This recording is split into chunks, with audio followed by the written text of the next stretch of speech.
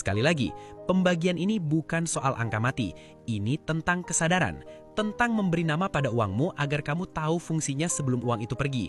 Banyak orang merasa uangnya selalu habis, padahal masalahnya bukan di jumlah, tapi di arah. Ketika uang punya tujuan, rasa panik berkurang dan hidup terasa lebih terkendali. Dan sekarang saya mau berhenti sebentar.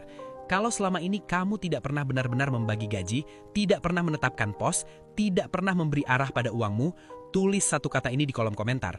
Baru sadar, bukan untuk siapa-siapa, tapi sebagai pengakuan jujur pada diri sendiri bahwa hari ini kamu mulai belajar memegang kendali. Di bagian selanjutnya, kita akan membahas satu hal yang sering dianggap mustahil oleh orang bergaji 4 juta. Bagaimana caranya tetap menabung meski dari sisa yang kelihatannya tidak ada. Di fase gaji 4 juta rupiah, kata nabung sering terdengar seperti lelucon. Bukan karena orang tidak mau menabung, tapi karena setiap kali melihat sisa uang di akhir bulan, yang ada justru rasa bingung dan lelah. Rasanya semua sudah habis untuk kebutuhan, untuk bertahan, untuk menutup kewajiban.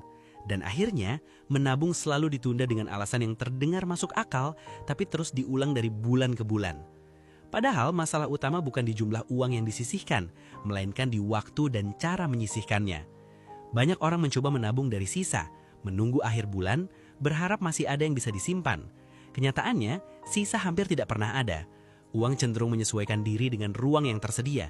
Kalau kamu memberi ruang untuk dihabiskan, maka ia akan habis.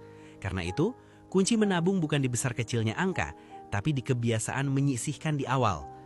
Menyisihkan uang di awal bulan meski jumlahnya kecil adalah pesan kuat yang kamu kirimkan ke diri sendiri. Pesan bahwa masa depanmu layak diperjuangkan. Pesan bahwa kamu tidak hidup hanya untuk hari ini. Dari sisi psikologi uang, tindakan kecil ini membangun identitas baru dalam pikiranmu. Kamu tidak lagi merasa sebagai orang yang tidak bisa nabung, tapi sebagai orang yang sedang belajar menjaga diri sendiri. Pelan-pelan, tapi konsisten.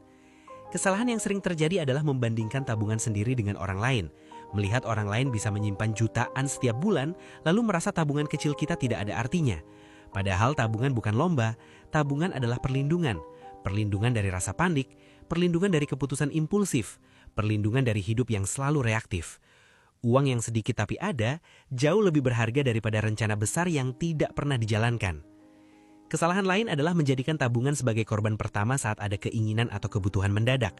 Setiap ada acara, setiap ada diskon, setiap ada ajakan, tabungan yang dikorbankan. Lama-lama, tabungan tidak lagi terasa penting karena selalu bisa diambil kapan saja. Disinilah disiplin diuji. Tabungan seharusnya diperlakukan seperti kewajiban pada diri sendiri, bukan sisa yang bisa diambil seenaknya.